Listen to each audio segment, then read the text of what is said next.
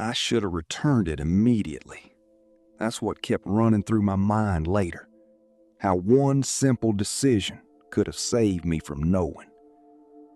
Mark left his laptop on my coffee table after we watched the game.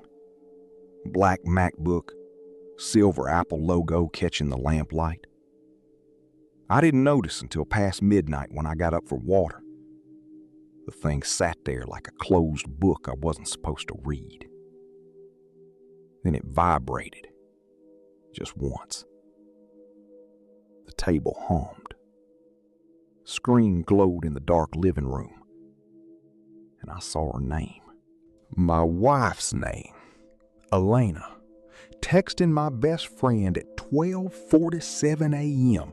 while she was supposedly asleep upstairs. My mouth went dry. The notification preview showed just enough. Are you home yet?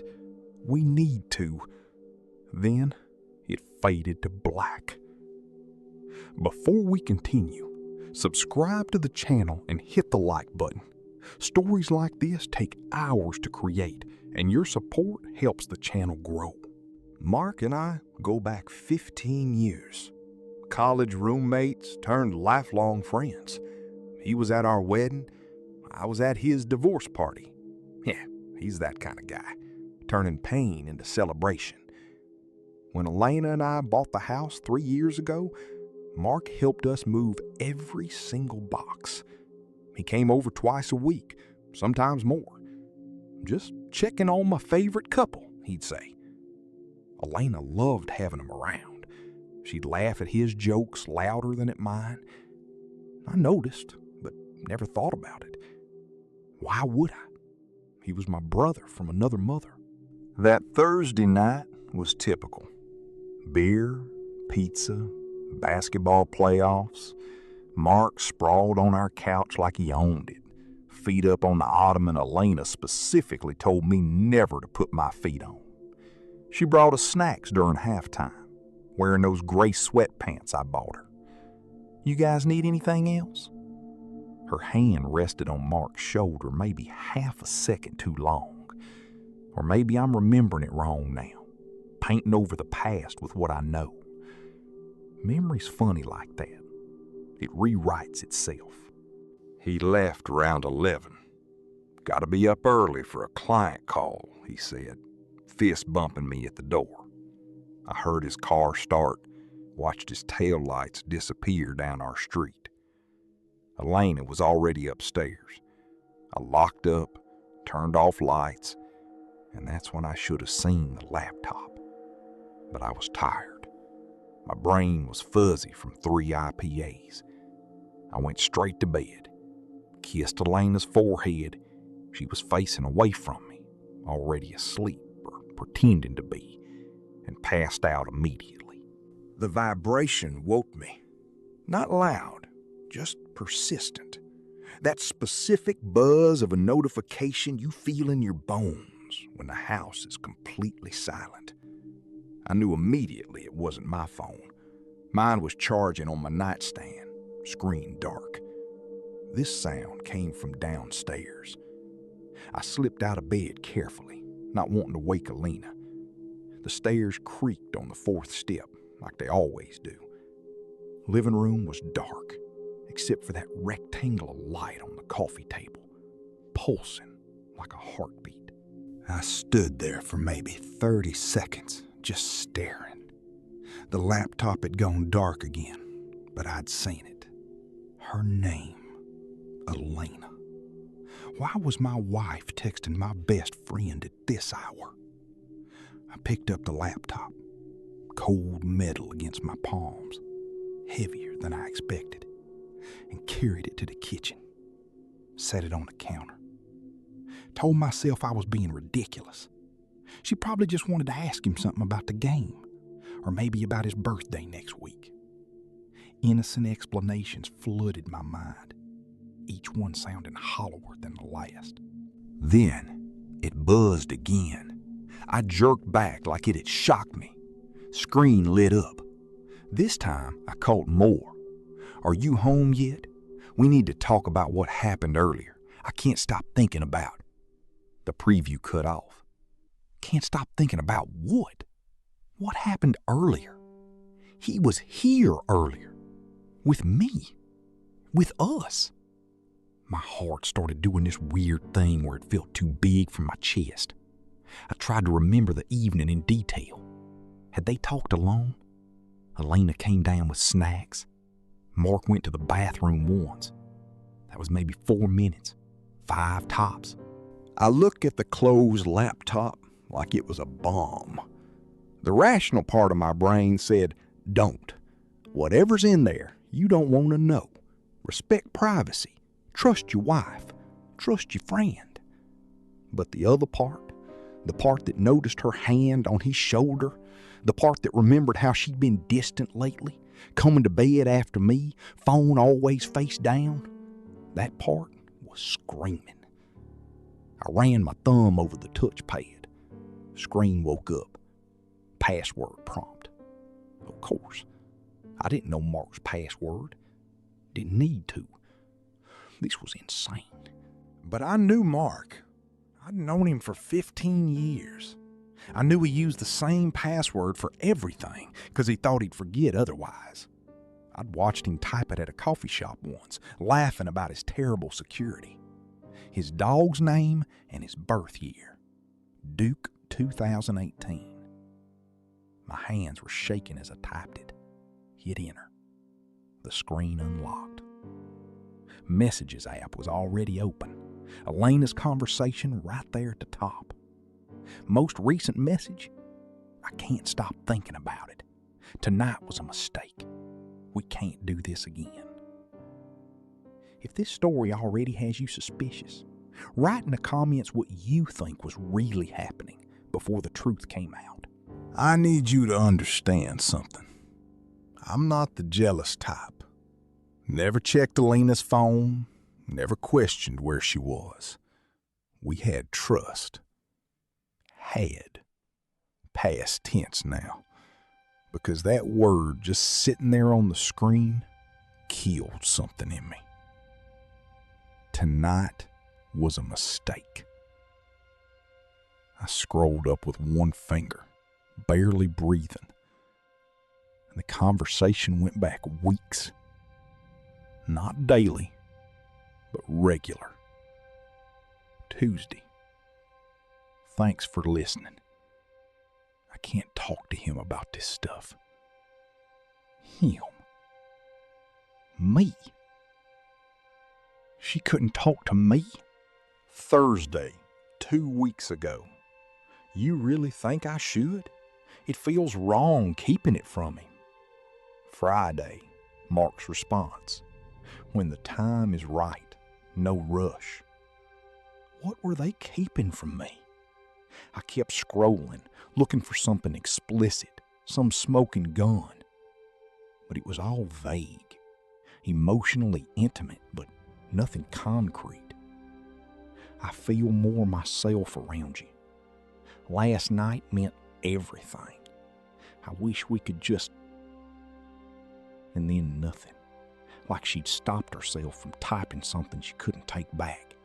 My brain started cataloging evidence I'd ignored. 3 weeks ago, Elena went to some work dinner.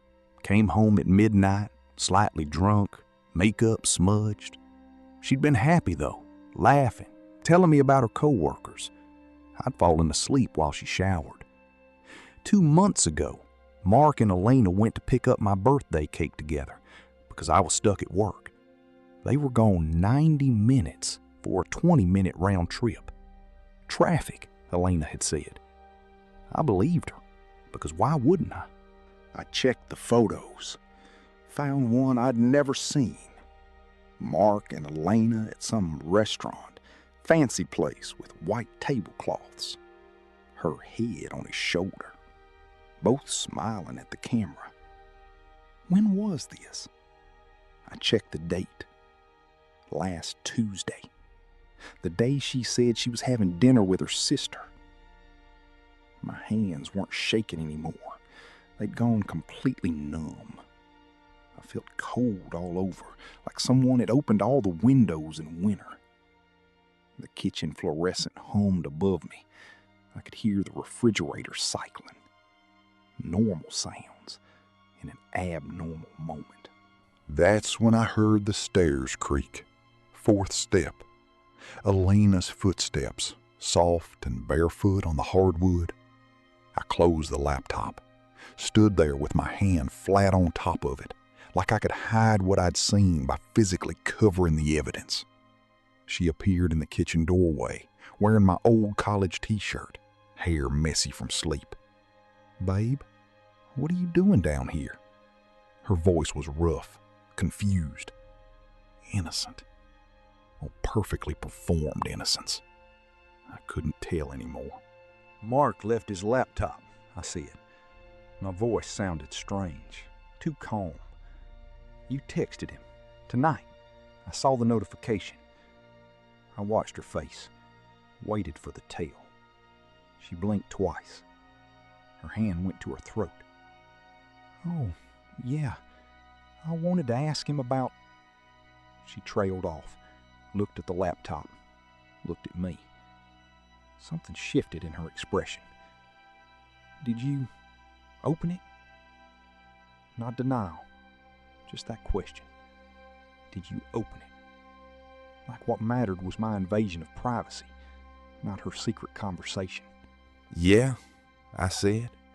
"I opened it, read your messages, saw the photo from last Tuesday when you were supposedly with your sister." Elena closed her eyes, took a breath. When she opened them again, she looked tired, not guilty, just exhausted.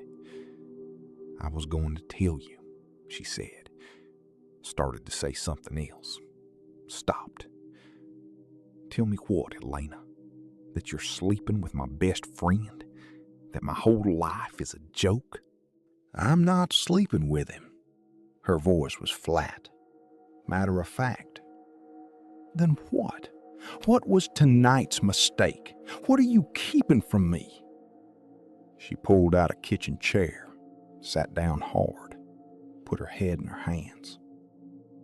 30 seconds of silence. I counted them. "I've been going to therapy," she finally said. "With Mark. Couples therapy. Not couples therapy.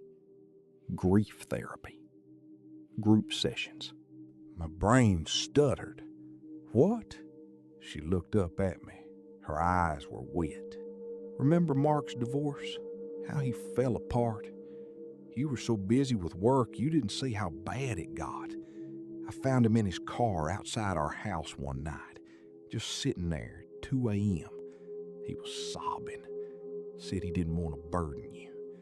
She wiped her eyes. "I convinced him to see someone, Dr. Patterson on Maple Street, and I've been going too." "Why would you need therapy?" The question came out harsher than I meant. Elena laughed, no humor in it. "Because I had a miscarriage, David. Last year, when you were in Denver for that conference, I was 8 weeks along. I never told you because we weren't trying and you were so stressed about work, and I just handled it alone. Then I fell apart. Mark noticed. He was the only one who noticed I wasn't okay." The kitchen tilted. I grabbed the counter. "You were pregnant?" She nodded. "I'm sorry I didn't tell you. I'm sorry I went to therapy without you. I'm sorry I let Mark be there for me when it should have been you. But you weren't there, David. You hadn't been there for months, maybe longer."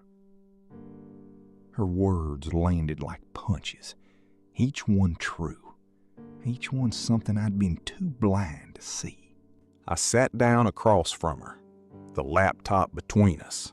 Stupid piece of aluminum and glass that had turned my world inside out. And for what? A secret that wasn't betrayal, just pain I'd been too absent to notice. "The mistake," Elena said quietly, "was me telling Mark tonight that I was ready to tell you. He said I should wait. I got angry. Said I was tired of keeping secrets. That's what you read. The photo? I asked. My voice cracked. His birthday dinner, early celebration. I took him because you forgot. You were working late. Again. She wasn't accusing, just stating facts. I had forgotten. I'd forgotten a lot of things. Her, us, what mattered. I thought you were cheating, I whispered. Elena reached across the table, took my hand. I know. I would have thought the same thing. That's why I should have just told you everything from the start. We sat there until the sun came up, talked about everything I'd missed, everything she'd carried alone. Mark wasn't the villain. He was the friend who showed up when I didn't, who saw my wife drowning and threw her a rope while I was too busy building a career to notice she was slipping under. The real betrayal wasn't theirs. It was mine. My absence. My assumption that everything was fine because I wanted it to be. I returned Mark's laptop the next morning, apologized for opening it. He knew immediately what I'd thought. I would have thought the same thing, he said. Exactly what Elena had said. Maybe that's what happens when you're too far outside your own life. Everyone else can see it clearly. We're in therapy now, all three of us. Different sessions, same doctor. Trying to rebuild what I let crumble while I wasn't paying attention. Some nights I still think about that moment in the kitchen. How close I came to destroying everything over a text message I didn't understand. How one vibration in the dark revealed cracks I'd been stepping over for months. Trust isn't just about fidelity. It's about presence, and I'd been absent in every way that mattered. Subscribe for more stories that will completely change how you see the people around you.